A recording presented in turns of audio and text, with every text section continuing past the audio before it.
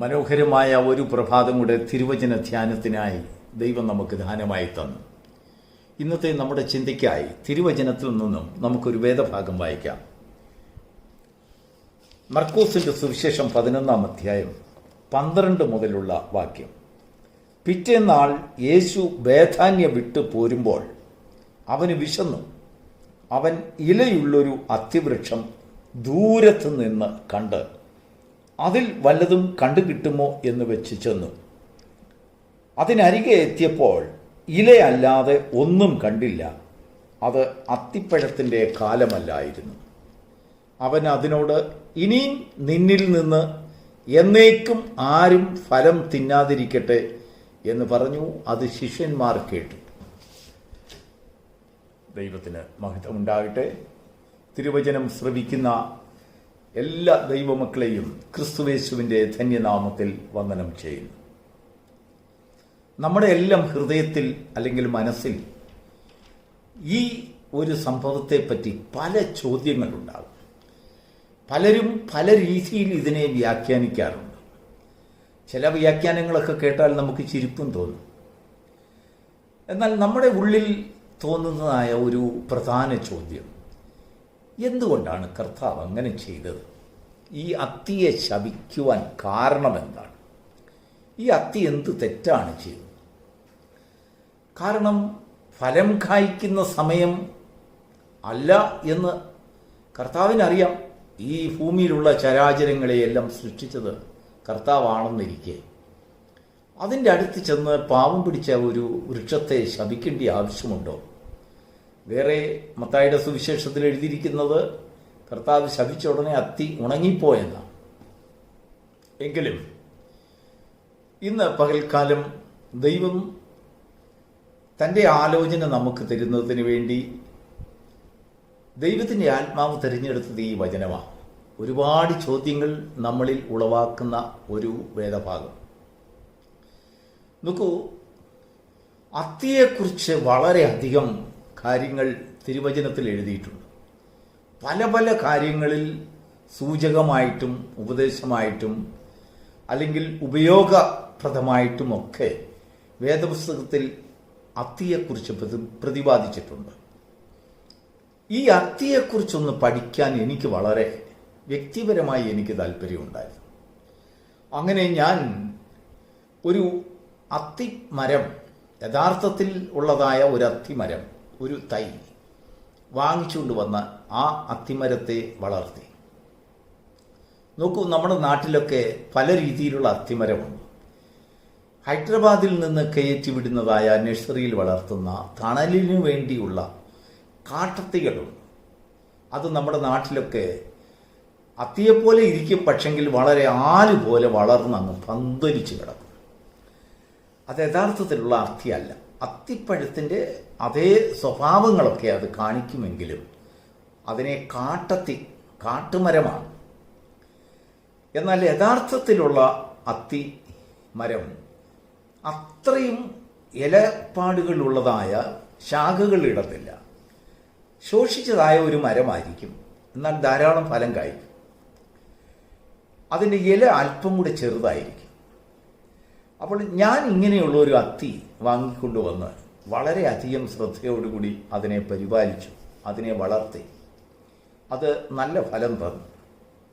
വാസ്തവത്തിൽ ഗൾഫ് നാടുകളിലും ഇസ്രായേൽ നാട്ടിലും ലബനോനിലും മറ്റ് സൈപ്രസിലും ഒക്കെ ഉള്ളതായ അങ്ങനെയൊക്കെയുള്ള സ്ഥലങ്ങളിലുള്ളവർക്ക് അത്തിപ്പഴത്തെക്കുറിച്ചും അത്തിമരത്തെക്കുറിച്ചുമൊക്കെ നല്ലൊരു ധാരണ കാണും. ഇതിനൊരു സ്വഭാവമുണ്ട്. ഇതിന് ഫലം കായ്ക്കുന്നതായ സമയത്ത് ധാരാളം ഇടതൂർന്ന ഇലകളുണ്ടാകും. ഓരോ ഇലയുടെയും ആ തണ്ടിനോട് ചേർന്ന് ശാഖയിൽ നിന്ന് ഇല പൊട്ടുമ്പോൾ തന്നെ ആ ഇലയുടെ ഞെട്ടിന് ഒരു മുട്ട് പോലെ ആ ഒരു അത്തിക്കായും വരും. ഇലയോട് ചേർന്ന് അത്തിക്കായും അത് വളർന്നു വരും. അങ്ങനെ ഇടതൂർന്ന് നിൽക്കുന്നതായ ഇലകളുള്ള ഒരു അത്തിമരത്തിൽ ധാരാളം പഴങ്ങളും 1-2 മാസത്തിനകം അത് വിളഞ്ഞ് നല്ല രക്താംബരം പോലെ ചുമന്നിരിക്കും. നല്ല മധുരവും നല്ല മണ്ണിലൊക്കെയാണ് അത് വളരുന്നതെങ്കിൽ നല്ല മധുരമുണ്ടാകും. അങ്ങനെ ധാരാളം ഔഷധ ഗുണമുള്ളതായ ഒരു വൃക്ഷമാണ് അത്തിമരം. എന്നാൽ ഇതിൽ ഫലമില്ലാത്തതായ സമയത്ത് അത്തിമരം സ്വതവേ അതിൻ്റെ ഇലകളെല്ലാം പൊഴിച്ചു കളയും. ഒറ്റ നോട്ടത്തിൽ നോക്കിയാൽ ഉണങ്ങിയ മരം നിൽക്കുന്നത് പോലെ നിൽക്കും. നമ്മൾ അടുത്ത് ചെന്നെങ്കിൽ മാത്രമേ ഇത് പച്ചയാണെന്ന് മനസ്സിലാകത്തുള്ളൂ. മുഴുവനായിട്ട് അതിൻ്റെ ഇലകളെല്ലാം പൊഴിഞ്ഞു പോയിരിക്കും. അതിൻ്റെ ആ ഇലകൾ പൊഴിഞ്ഞ സമയത്ത് അതിലൊരു ഫലവും കാണത്തില്ല. എന്നാൽ ധാരാളം ഇലകളുള്ള സമയത്ത് അതിൽ ധാരാളം ഫലവും കാണും. ഇവിടെയാണ് കർത്താവ് ദൂരത്ത് നിന്ന് ധാരാളം ഇലകളുള്ളതായ ഒരു അത്തിമരത്തെ കണ്ടു എന്ന് നാം ഇപ്പോൾ വായിച്ച ഭാഗം. ധാരാളം ഇലകളുള്ള ഒരു അത്തിമരം അത് വിളിച്ചു പറയുന്നത്, എന്നിൽ ധാരാളം ഫലമുണ്ട്, കടന്നു വരുവീൻ എന്നാണ്. അപ്പോൾ വിശന്ന കർത്താവ് ദൂരത്ത് നിന്ന് ഇലയുള്ളതായ ഒരു അത്തിമരം കണ്ടു. അതിൻ്റെ അടുത്ത് വന്നപ്പോൾ ഒരു ഫലവും ഇല്ലാതായിപ്പോയി. അങ്ങനെ അതിനെ ശപിച്ചത്, അല്ലെങ്കിൽ അതിനോടൊരു ശാപവാക്ക് പറയുന്നത് ശിഷ്യന്മാർ കേട്ടു എന്നെഴുതിയിരിക്കുന്നു. അതിൻ്റെ അർത്ഥം അവർക്ക് കുറിക്കൊള്ളുവാനും അവർ ഏറ്റെടുക്കേണ്ടതുമായ ഒരു സന്ദേശം അതിലുണ്ട് എന്നാണ് അവിടെ എഴുതിയിരിക്കുന്നത്. ദൈവത്തിന് സ്തോത്രം. ഇതിൻ്റെ അർത്ഥം ദൂരത്ത് നിന്ന് നോക്കുമ്പോൾ നമ്മിൽ ധാരാളം ഫലമുണ്ടെന്ന് മറ്റുള്ളവരെ വിളിച്ചു പറയും. ആത്മീക ഫലം ഉണ്ട് എന്ന് പ്രഹസനമായിട്ട്, അല്ലെങ്കിൽ അനേക പ്രലോഭനങ്ങളായിട്ട്, അഭിനയങ്ങളായിട്ട് ആത്മീക ഫലം കൊടുക്കുന്നവരെന്ന് മറ്റുള്ളവരുടെ കാഴ്ചപ്പാടിൽ തോന്നിക്കുമാറ് പല അഭിനയങ്ങൾ നടത്തുന്ന വൃക്ഷങ്ങൾ. അതാണ് ഇവിടെ കർത്താവ് എടുത്തു പറയുന്നത്, അല്ലെങ്കിൽ താൻ കാണിച്ചതായ തൻ്റെ പ്രവൃത്തിയിൽ കൂടെ, തൻ്റെ അനുഭവത്തിൽ കൂടെ ശിഷ്യഗണത്തെയും മറ്റ് പിൽക്കാലങ്ങളിൽ കർത്താവിങ്കിൽ ആശ്രയിച്ച് ആത്മീകരെന്ന് ജീവിക്കുന്ന, അല്ലെങ്കിൽ ആത്മീകരെന്ന് ഉൾക്കൊള്ളുന്നതായ മനുഷ്യരെയും കുറിച്ച് നല്ല പാഠങ്ങൾ ഉൾക്കൊള്ളുവാൻ കർത്താവ് കാണിച്ചതായ ഒരു അനുഭവമാണ് ഇവിടെ നാം വായിച്ചത്. ഇതിനു പകരം പലരും പല അഭിപ്രായങ്ങളും അത്തിയെ കർത്താവ് ശപിച്ചതിനെക്കുറിച്ച് എഴുതുന്നുണ്ട്. പക്ഷെങ്കിൽ അതല്ല അതിൻ്റെ വാസ്തവം. നമ്മുടെ ജീവിതത്തിൽ നമ്മൾ മറ്റുള്ളവരെ പല അഭിനയങ്ങളിൽ കൂടെ ആത്മീകരാണെന്നും പല അനുഭവങ്ങൾ അവരെ തൃപ്തിപ്പെടുത്താമെന്നും പല വാഗ്ദാനങ്ങൾ നൽകി അനേക മോഹങ്ങൾ അവരിൽ ജനിപ്പിക്കുമാറ് മോഹ വാഗ്ദാനങ്ങൾ കൊടുത്ത്, മോഹപ്രത്യാശകൾ കൊടുത്ത്, മോഹ ഉപദേശങ്ങൾ കൊടുത്ത് മറ്റുള്ളവരെ നമ്മളിലേക്ക് ആകർഷിക്കും, വിളിച്ചു വരുത്തും. ദൂരെ നിൽക്കുന്നവർക്ക് തോന്നുന്നത് ഇതിൽ ധാരാളം ഫലമുണ്ട്, കാരണം ഇലകൾ ധാരാളമായി കാണുന്നല്ലോ. ഒരുപാട് അഭിനയങ്ങൾ അവരുടെ ജീവിതത്തിൽ തഴുപ്പും കൊഴുപ്പും കാണിച്ചുകൊണ്ട് ക്രിസ്തുവിലേക്ക്, അല്ലെങ്കിൽ ദൈവത്തിങ്കിലേക്ക് ആദായപ്പെടുത്തുന്ന ഒരു മാർഗമായി, അനേകരെ തൃപ്തിപ്പെടുത്തുന്ന ഒരു സ്രോതസ്സായി ലോകത്തിൽ പല അഭിനയങ്ങൾ നടത്തുന്ന ആത്മീക ജീവിതങ്ങളെയാണ് തിരുവചനത്തിൽ നിന്ന് ദൈവത്തിൻ്റെ ആത്മാവ് എടുത്ത് കാണിക്കുന്നത്. അതാണ് കർത്താവിന് നമ്മെ പഠിപ്പിക്കുവാനുള്ളത്. ചിലപ്പോഴൊക്കെ നമ്മൾ വലിയ വലിയ നോട്ടീസുകൾ അടിച്ചും വലിയ വലിയ പ്രചരണങ്ങൾ നടത്തിയും അനേക മീഡിയകളിൽ കൂടിയൊക്കെ അഡ്വർടൈസ്മെൻറ്റുകളൊക്കെ ചെയ്തും ധാരാളം ജനങ്ങളെ വന്നുകൂടുവീൻ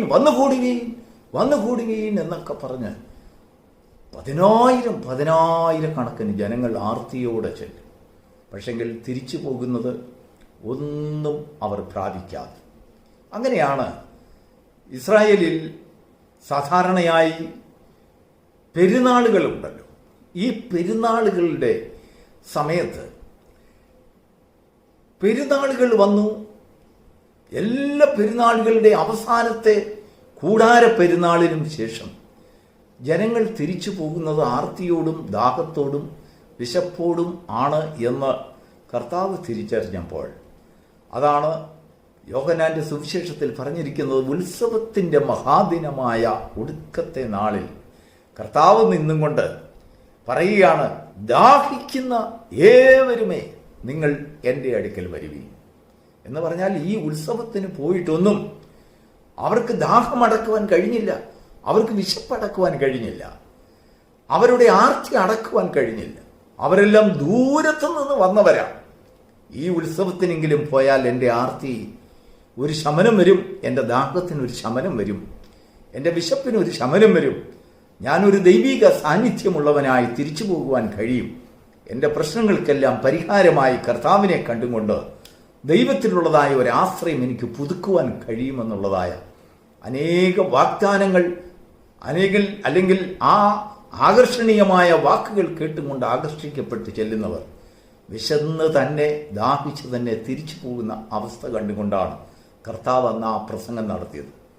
ദാഹിക്കുന്ന ഏവരുമേ, ഉത്സവത്തിൻ്റെ മഹാദിനമായ ഒടുക്കത്തെ നാൾ എന്ന് പറഞ്ഞാൽ അവസാനത്തെ ആ ദിവസം വരെ കർത്താവ് കാത്തിരുന്നു. ഈ ഉത്സവത്തിലെങ്കിലും ഫലം കാണും. ദൈവത്തിൻ്റെ സന്നിധിയിൽ കടന്നു വരുന്ന ആർത്തിയോടെ കടന്നു വരുന്ന ജനങ്ങൾക്ക് എന്തെങ്കിലും ഒരു ഫലം, തൃപ്തി ഉണ്ടാകുന്ന രീതിയിൽ ഒരു പ്രവൃത്തികൾ ഉരുത്തിരിയും, ഉണ്ടാകുന്നെങ്കിൽ ഉണ്ടാകട്ടെ എന്ന് പറഞ്ഞ് കാത്തിരുന്നിട്ട് ഒന്നും ഉണ്ടാകാതിരുന്നപ്പോൾ കർത്താവ് അതിൽ ഒടുക്കത്തെ നാളിൽ പറയുകയാണ്, ദാഹിക്കുന്ന ഏവരുമേ, നിനക്ക് അവിടെ നിന്റെ ദാഹം ശമിക്കപ്പെടുവാൻ കഴിഞ്ഞില്ല എങ്കിലും എൻ്റെ അടുത്ത് വരുവീൻ, ഞാൻ നിങ്ങളുടെ ദാഹത്തെ തീർത്തു തരാം. ദൈവത്തിന് സ്തോത്രം. ഇല നിറഞ്ഞതായ അത്തിവൃക്ഷം പോലെ അഭിനയങ്ങളിൽ കൂടെയും പ്രലോഭനങ്ങളിൽ കൂടെയും നമ്മുടെ ജീവിതത്തിലേക്ക് അനേകരെ, നമ്മുടെ ഉപദേശത്തിലേക്ക് അനേകരെ, അല്ലെങ്കിൽ നമ്മുടെ ഭവനത്തിലേക്ക് അനേകരെ നമ്മൾ ക്ഷണിച്ചു വരുത്തുന്നു. ആശയോടെ അവർ ആർത്തിയോടെ ഓടി വരുന്നു. നമ്മുടെ അടുത്ത് വരുമ്പോഴാണ് അവർ പ്രതീക്ഷിച്ചതായ ജീവിതങ്ങളും അല്ലെങ്കിൽ അവർക്ക് ലഭിക്കാവുന്നത്, അവർക്ക് പ്രാപിക്കാവുന്നതൊന്നും, അവർക്ക് അനുകരിക്കാവുന്നതൊന്നും നമ്മുടെ കയ്യിലില്ല. വെറും പൊള്ളയായ ജീവിതങ്ങളും അഭിനയങ്ങളും വൃഥാവായ വാക്കുകളും മാത്രമാണ്. വാക്കുകളുടെ പ്രലോഭനങ്ങൾ കൊണ്ടും ശബ്ദങ്ങളുടെ പ്രകടനങ്ങൾ കൊണ്ടും ഒക്കെ അനേക ടെക്നോളജിയൊക്കെ ഉപയോഗിച്ച് പല പല പ്രകമ്പനം കൊള്ളിക്കുന്ന ശബ്ദ കോലാഹലങ്ങൾ ഉണ്ടാക്കി മനുഷ്യരെ വെറും കൈയോടെ പറഞ്ഞു വിടുന്ന സംഭവങ്ങളാണെന്ന് മനസ്സിലാക്കി പോയാൽ അത് ശാപകരമാണ്, അത് അനുഗ്രഹമല്ല. അവിടെ വീണ്ടും ഒരു ഫലം കായ്ക്കുവാനുള്ളൊരു അവസരം ഉണ്ടാകുകയില്ല. അതുകൊണ്ട് മാനസാന്തരപ്പെടുവീൻ എന്ന് ദൈവത്തിൻ്റെ വചനം നമ്മെ പഠിപ്പിക്കുകയാണ്. അവിടെ എഴുതിയിരിക്കുന്നത്, കർത്താവ് പറഞ്ഞത് ശിഷ്യന്മാർ കേട്ടു. എന്തിനാണ് കേട്ടത്? ആ ഒരു അനുഭവം പിൽക്കാലങ്ങളിൽ അവരുടെ ജീവിതത്തിൽ ഉണ്ടാകുവാൻ പാടില്ല. അവരാൽ നടത്തപ്പെടുന്നതായ സംവിധാനങ്ങളിൽ ഉണ്ടാകുവാൻ പാടില്ല. അതാണ് കാര്യം. ഇന്ന് ലോകത്തിൽ പ്രലോഭനങ്ങളുടെ കാലമാണ്, അഭിനയങ്ങളുടെ കാലമാണ്. വെറും പൊള്ളയായ വാഗ്ദാനങ്ങൾ കൊടുത്ത് സാധുക്കളായ വിശപ്പുള്ളവരെ, ആർത്തിയുള്ളവരെ ദൂരെ നിന്ന്, ദൂരദേശത്ത് നിന്ന് ആകർഷിച്ച് നമ്മുടെ അടുത്ത് വരുമ്പോൾ അവർക്ക് വേണ്ടി സമ്മാനിക്കുവാൻ നമുക്കൊന്നുമില്ലാത്തൊരവസ്ഥ. അങ്ങനെയുള്ള ഒരു അനുഭവം ഇന്ന് ലോകത്തിൽ സകല ആത്മീയ ഗോളങ്ങളിലും കടന്നു വന്നുകൊണ്ടിരിക്കുകയാണ്. നമുക്കിതിൽ നിന്ന് ഒരു പാഠം ഉൾക്കൊണ്ടുകൊണ്ട് നമ്മുടെ അത്തിമരത്തിന് അഭിനയങ്ങളല്ല, അല്ലെങ്കിൽ ഫലമില്ലാത്ത കാലത്ത് ഫലമുണ്ട് എന്ന് തെറ്റിദ്ധരിപ്പിക്കുന്നതായ അഭിനയങ്ങളല്ല. ഫലമുണ്ടെങ്കിൽ ഉണ്ട്, ഇല്ല എങ്കിൽ ഇല്ല. അതിൻ്റെ കാലാവസ്ഥയുടെയും ആ കാലചക്രമണത്തിൻ്റെയും അല്ലെങ്കിൽ ഓരോരോ സീസണിൽ ദൈവം നിയമിച്ചിട്ടുള്ളതായ ആ വ്യവസ്ഥാപിതമായ നീക്കങ്ങളിൽ കൂടെ അത് തത്വാധിഷ്ഠിതമായി ദൈവത്തിൻ്റെ ആ നിയമിതമായ ആ ഉത്തരവുകളിൽ കൂടെ കടന്നു പോകുന്ന ഒരു മനുഷ്യഗണമായി നമ്മൾ മാറണം. അതാണ് ദൈവത്തിൻ്റെ ആഗ്രഹം. അതിനുവേണ്ടിയാണ് ശിഷ്യന്മാർ കേക്ക് കർത്താവ് പറഞ്ഞത്, എന്നെ നീ ദൂരത്തു നിന്ന് വിളിച്ചു അല്ലയോ അത്തിയെ, നിന്റെ ഇലകൾ നിറഞ്ഞതായ ആ അഭിനയങ്ങളും അല്ലെങ്കിൽ ആ ചാഞ്ചാട്ടവും ആ വലിയ സൗന്ദര്യവും കാണിച്ചുകൊണ്ട് വിശന്നിരുന്ന എന്നെ ദൂരത്തു നിന്ന് ആകർഷിച്ച് വിളിച്ചു വരുത്തിയല്ലോ. നിന്റെ അടുത്ത് വന്നപ്പോൾ എനിക്ക് നിന്നിൽ ഒന്നും കാണുവാൻ കഴിഞ്ഞില്ല. നീ അകാലത്തിൽ ഇലയിട്ട് നീ മറ്റുള്ളവരെ ആകർഷിച്ചു. ഫലം കായ്ക്കാത്ത സമയത്ത് ഫലമുണ്ട് എന്ന് നീ വിളിച്ചു പറഞ്ഞു. നിന്നിലേക്ക് ആൾക്കാർ ഓടി വന്നു. സാധുക്കളെ നീ വഞ്ചിച്ചു, ആ വഞ്ചന നിന്നിൽ ഉണ്ടാകരുത്. ആ വഞ്ചനാപരമായ നീക്കത്തിൽ കൂടെ നമ്മൾ വീണ്ടും വീണ്ടും മുൻപോട്ട് പോകുമ്പോൾ ദൈവത്തിൽ നിന്ന് ശാപമാണ് നമുക്ക് വാങ്ങുവാൻ കഴിയുന്നത്, അനുഗ്രഹമല്ല. നമ്മുടെ ജീവിതത്തിൽ അകാലമായ അല്ലെങ്കിൽ നമുക്ക് നിയമിച്ചിട്ടുള്ളതായ, ദൈവം നമുക്കായി തന്നിട്ടുള്ളതായ സീസൺസ്, കാലങ്ങൾ, ഫലത്തിൻ്റെ കാലങ്ങൾ, തക്ക കാലത്ത് ഫലം കായ്ക്കുന്ന വൃക്ഷം പോലെ നാം ആയിത്തീർന്നില്ല എങ്കിൽ ദൈവം നമ്മെ വെട്ടിക്കളയും, ദൈവം നമ്മെ ശതിച്ചു കളയും. സങ്കീർത്തനക്കാരൻ എഴുതിയിരിക്കുന്നത്, അവൻ ആറ്റരികത്ത് നട്ടിരിക്കുന്നത്, തക്ക കാലത്ത് ഫലം കായ്ക്കുന്നത്, ഇല വാടാത്തത്. ദൈവത്തിന് സ്തോത്രം. ഇവിടെ നാം ഇന്ന് വായിച്ചതായ ഭാഗം ധാരാളം ഇലയുണ്ട്, പക്ഷെങ്കിൽ ഫലമില്ല. ആ ഫലമുള്ള സമയത്താണ് ഇലകൾ ഉണ്ടാകേണ്ടത്. ഇല്ലെങ്കിൽ ഇലയുള്ളപ്പോൾ ഫലം കൂടെ അതിൻ്റെ കൂടെ ചേർത്തിരിക്കേണ്ടതാണ്. അങ്ങനെയാണ് ആ അത്തിവൃക്ഷത്തിന് ദൈവം കൽപ്പിച്ചിരിക്കുന്നതായ വ്യവസ്ഥ. അതാണ് വ്യവസ്ഥ തെറ്റിച്ചും കൊണ്ടുള്ളതായ ഓട്ടം. അനേകരെ കാണിക്കുവാനും അനേകരുടെ മുൻപിൽ അഭിനയങ്ങൾ കാണിക്കുവാനും സൗന്ദര്യങ്ങൾ പ്രകടിപ്പിക്കുവാനും ഉല്ലാസകരമായിട്ടുള്ള ആഡംബരങ്ങളെ കാണിച്ചും കൊണ്ട് പലരെയും അടുക്ക വിളിച്ചു വരുത്തിയിട്ട് ആത്മീക ആഹാരം നമുക്കിൽ കൊടുക്കുവാൻ കഴിയാതെ വന്നാൽ, നോക്കൂ, ഭൗമികമായ ആഹാരം നമുക്ക് പണം കൊടുത്താൽ കിട്ടും. എന്നാൽ ആത്മീകമായ ആഹാരം പണം കൊടുത്ത് ലഭിക്കുന്നതല്ല. അത് ഒരു മനുഷ്യന് സ്വായത്തമായി ഉണ്ടാക്കി തീർക്കുവാൻ കഴിയത്തില്ല. നമുക്ക് കുറച്ച് ശബ്ദ കോലാഹലങ്ങളൊക്കെ ഉണ്ടാക്കാം, വലിയ വലിയ വിഷയങ്ങളായി തോന്നിപ്പിച്ചേക്കാം. പക്ഷെങ്കിൽ മറ്റുള്ളവരുടെ വിശപ്പിനെ അടക്കുവാൻ, അവരെ തൃപ്തിപ്പെടുത്തുവാൻ, സമാധാനം കൊടുത്തവരെ പറഞ്ഞയക്കുവാൻ നമ്മുടെ വാക്കുകളും ഗാനങ്ങളും ശബ്ദ കോലാഹലങ്ങളും നാം ഉണ്ടാക്കുന്നതായ സൃഷ്ടിക്കുന്നതായ സംവിധാനങ്ങളും അതിന് ഉതകുന്നതല്ല എങ്കിൽ സ്വർഗത്തിൽ നിന്നൊരു ശബ്ദം, ശിഷ്യന്മാർ കേട്ട ശബ്ദം വീണ്ടും നാം അറിയാതെ അവിടെ പ്രതിധ്വനിക്കുന്നു, നിന്നിൽ നിന്ന് ഇനിയും ആരും ഭക്ഷിക്കാൻ ഇടവരാതിരിക്കട്ടെ. എന്നാൽ കാലങ്ങളെ അറിഞ്ഞ് ഉണരുന്നതായ ഒരു മാനസാന്തരത്തിലേക്ക് വരുന്നതായ അത്തിവൃക്ഷങ്ങളോട് ദൈവത്തിനൊന്ന് പറയുവാനുണ്ട്. നിന്നെ ദൈവം നിന്റെ മാനസാന്തരത്തെ ഏറ്റുകൊണ്ട് അനേകർക്ക് ഫലം കൊടുക്കുന്നവനായി വീണ്ടും നിന്നെ ആക്കി തീർക്കുവാൻ ഞാൻ നിന്നോട് കരുണ കാണിക്കുന്നു, ദയ കാണിക്കുന്നു എന്ന് ദൈവം നമ്മോട് മനസ്സലിഞ്ഞ് നമുക്ക് വേണ്ടി അത്ഭുതങ്ങൾ പ്രവർത്തിക്കും. നമ്മുടെ ജീവിതത്തിൽ ഇല കാണിച്ചും കൊണ്ട് ഫലമില്ലാതിരിക്കുന്ന ഒരനുഭവം നമുക്കുണ്ടെങ്കിൽ, കാലങ്ങളും കാലാവ്യവസ്ഥിതികൾക്കും അനുസരണമല്ലാതെ ഓടിയ ഓട്ടങ്ങളെ തിരിച്ചറിഞ്ഞ ഒരു മാനസാന്തരത്തിൻ്റെ അവസ്ഥ ഉണ്ടാകുന്നുണ്ടെങ്കിൽ നമ്മെ വീണ്ടും ഫലമുള്ളവരാക്കി തീർക്കുവാൻ സർവശക്തന്റെ ദയയ്ക്ക് സാധിക്കും. അത് നമ്മിൽ കൂടെ സാധ്യമാകി തീരട്ടെ. വ്യക്തിയായി, ജീവിതങ്ങളായി, കുടുംബങ്ങളായി അതിന് കാരണമുള്ളൊരു അനുഗ്രഹിക്കപ്പെട്ട ജനമായി ദൈവം നമ്മെ മാറ്റുമാറാകട്ടെ. God bless you.